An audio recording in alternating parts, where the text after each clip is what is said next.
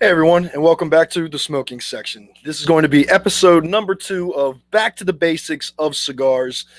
So last episode, which was our first episode, obviously, because this is number 2, and the one previous to that would have to be number 1. But for this episode, I find it really, really important that yes, you have the terminology down. And I figured we're not going to just jump right into buying cigars and the sizes and this and that. We're going to break down the plant, the tobacco plant itself, which I find is very, very important because it kind of went along with the definitions, but I didn't want to throw those words in here with this because then it might have been whatever. But today we are going to be going over the breakdown of the plant. So for me, I did put a couple diagrams in this video, so you're not going to see this beautiful face for the whole video. I'm not conceited at all, I promise you that. So today we're going to be going over the breakdown of the plant. So today's episode is probably going to be back to the basics of cigars, cigar anatomy. And I'm going to be going over the different sections of the plant, what those sections are going to be used for, what they're typically used for.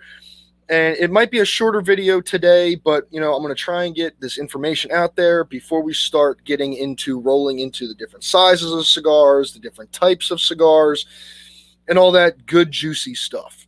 So let's just roll right into it. Why not, right? So as you guys can see here, this is and look, you can still see my hands. Hi. This is going to be the breakdown of the tobacco leaf primings of the plant. As you guys can see up there towards the top, we have Ligero. In the middle there, we have the Secco. And at the bottom there, we have Velado. So each one of these types of leaves is going to bring in something a little bit different. But before we figure out what's going to be going into a cigar when it comes to where those leaves go, I'm going to give you guys a little bit of information about these different sections and how they are different. For me, learning about this in the beginning was really awesome. Because you think to yourself, you see the whole plant. I mean, you can see it from top to bottom. It's all the same plant, so there really shouldn't be much of a difference, right? Wrong. If we wind up starting up at the top where it says Ligero, which is, well, I guess I could do both hands, which is going to be this section. Which hand am I using? This section right here. So the Velado Tobacco is going to be harvested from the top of the tobacco plant. These are known as the Ligero leaves. Exposed to most of the sun, it is a thick and heavy leaf that is extremely potent in flavor. Next one we got about down this direction here is going to be the Secco part of the plant, which can be deduced from the same name. The Secco is the second priming found in the plant's middle section, unlike the other section that we have, the Velado. This is a more coarser and offers a mild flavor. So if you haven't seen already, and I'm going to take this off while I do little in-depth conversations, different parts of the leaves are going to give you different flavors, different, abilities as you're making this cigar. So as we just learned right there, that the Secco tobacco is going to be more of like your mild to medium tobacco as we use that part of the leaf. And then, of course, as we go to our last and final section, which is going to be down in this area right here, we have the Velado Tobacco, which is going to be the first priming of the tobacco plant, which consists of leaves found at the base, sometimes referred to as, and excuse my lack of Spanish speaking ability, but the Manatia and Libra de Pi, or Libra de Pi, which is the lower sun exposed leaves at the bottom of the plant. The Velado consists of very little flavor. So as we go through this, you're going to see, because I have one more diagram to bring up, you're going to see what all of these leaves, where they go, what they're used for. And I just find that this is really important to kind of understand picking your cigar. Now, when you go into a cigar store, you're not going to be going in and saying, I want a Velado Tobacco cigar, or I want a Secco tobacco cigar. These are just going to be what open the door for another line of words that you're going to be able to use when picking your cigar and where you want to start out with your cigar. So if you are a first-time cigar smoker, you're going to probably want to start out with a cigar that's going to be a little bit on the mellower side of life. At least that's my opinion. Now, some people dive right in. They go into the medium to mild, or they go into the full-bodied. Not saying that's a wrong way of doing it, but when you're first starting out, I think you want to start out with something a little bit more on the mellower side to kind of get yourself used to the draw of the cigar, the smoke of the cigar. Now, and I don't know how everybody feels about it or not, but whenever I, suggest a cigar that is like a first-timer cigar, I have one that I always bring up. You've probably seen it in most of my videos. The Perdomo 10th Anniversary Champagne, or the Perdomo Lot 23 Connecticut. Those cigars for me are very, very mellow. They're very easygoing cigars. You're not going to have like a big inrush of flavor. You're going to have some flavor, but it's not going to be that medium to mild cigar. It's going to be a very mellow cigar that kind of reaches into the mild side of life, but it's not going to like really jam up your senses on that first try. So if we wind up looking here at the tobacco leaf, the cigar itself, you can see here that you do have some Ligero, some Secco, and some Velado down here in, let's use this hand, in this section down here. That's going to be your binder and filler. So the way that it's going to basically go for a tobacco leaf cigar, depending on how much of these leaves you are going to use for your binder and filler, is going to affect how potent or strong the cigar is. So if you wind up using a lot of the Ligero and just a little bit of Secco and a little bit of Velado, but more of the Ligero in your binder and filler, you're going to have more along the lines of a fuller bodied cigar, which brings us to the word fuller bodied, which is used to describe the intensity of the cigar, which is going to be a very intense cigar.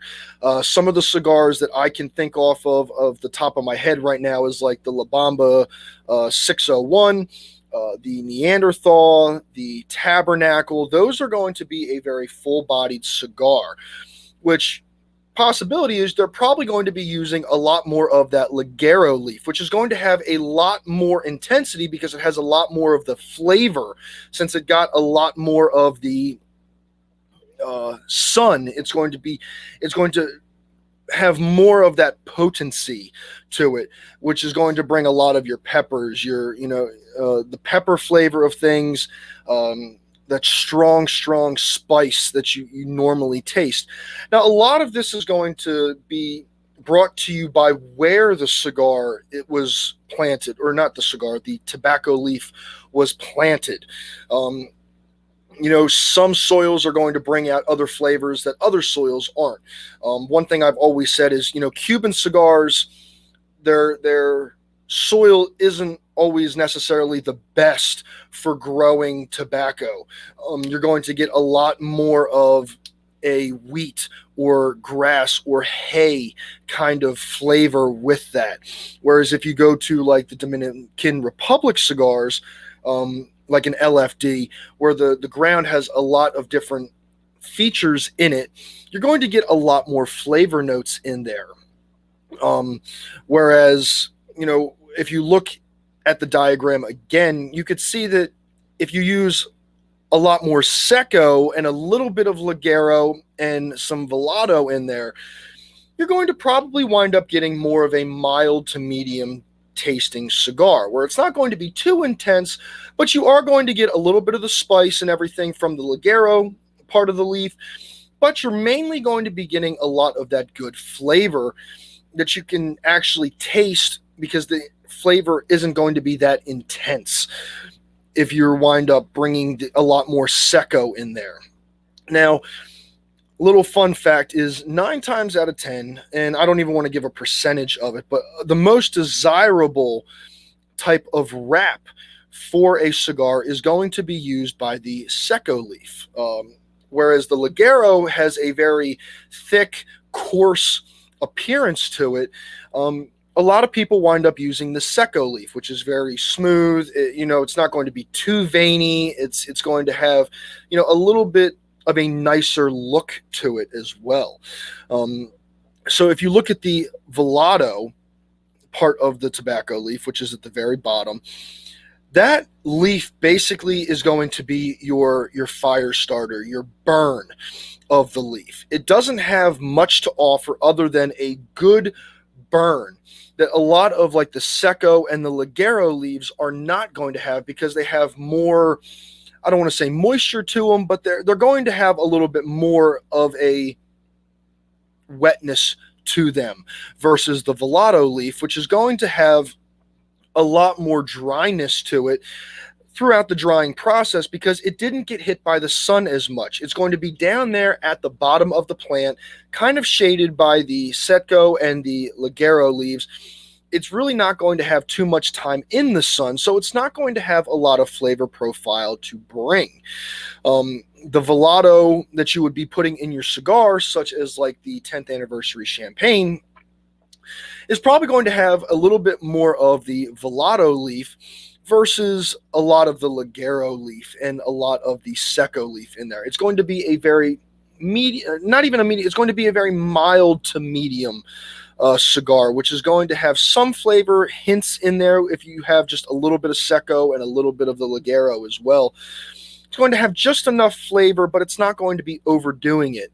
Whereas if you had a lot more Secco or a lot more Ligero. So you can kind of see by the diagram here that you're going to be using most of these leaves in your binder and filler, or at least your filler, to kind of give you that nice, flavor profile depending on what you want. So a lot of it is going to wind up being, what it comes down to is, if you have a lot of the Ligero leaf in your cigar and a little bit of that Secco, and just surrounded by a little bit of that Velado leaf, you're going to have a fuller bodied cigar. If you have a lot more Secco and a little bit of the Ligero and a little bit of the Velado, you're going to have more of a medium to mild cigar.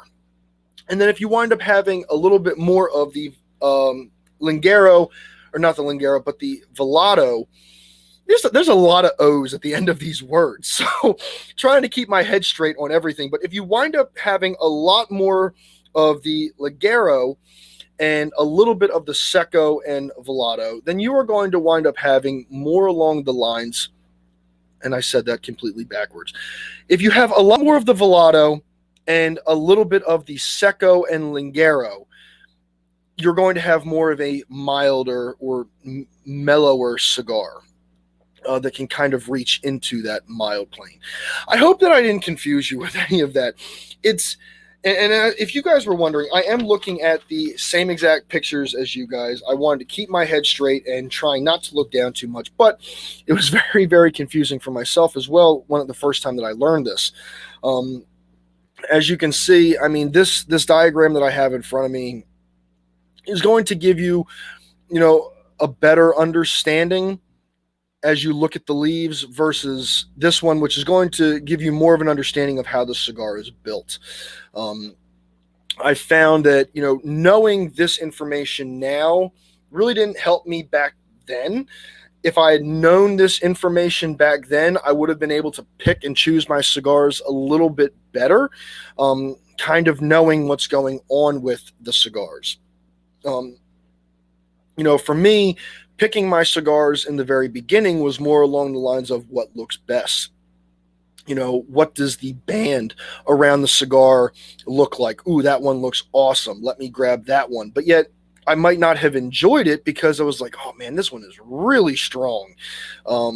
But if I had known the leaves and the terminology, such as like, I wanted a, mild to medium cigar, I wanted a full bodied cigar, I wanted a mellow cigar, that was really where I should have started my search for my cigar. So hopefully I didn't confuse anybody too much.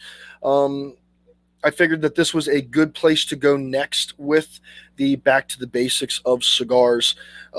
If there was something that I confused you on, please let me know in the comment section, and I can try and explain it a little better as I type it versus staring at a camera trying to figure out the best way I would like to go with my words.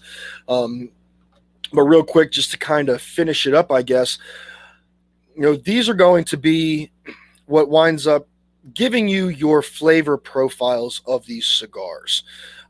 As you wind up, looking at this diagram here, you can kind of see the Ligero is going to be more along the lines of the more potent because it had more exposure to the sun. The Secco is going to give you more of a medium to mild finish. And then your Velado is going to give you a really nice burn. That's what helps keep the cigar burning, but yet it's also not going to have too much flavor profile when it comes to how much time it had in the sun. So that's going to be the show for today. I hope I didn't confuse anybody too much. I hope you guys are still liking this series. Next series, we're going to get into the different sizes and different looks of a cigar.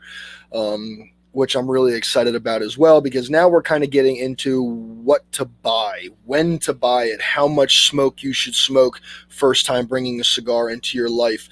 How to kind of differentiate between some different cigars. Looking at a cigar, when you look at that wrap around that cigar, it looks really dark. Does that mean that it's going to be a really full-bodied cigar? Does that always mean it's going to be a full-bodied cigar? What does a cigar that has a candela or a green wrap mean? We're going to be getting into things like that in the next episode, which I'm really, really excited about. But for now, I'm going to leave this one here. Hopefully you guys liked the videos.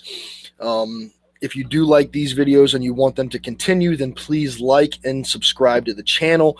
And hopefully I will see you guys in the smoking section for the next one that we wind up bringing into for this. So as always, I want to thank everybody for watching these videos, and tell me if you like where these videos are heading. Do you guys like the information? Do you guys want some more information for everything?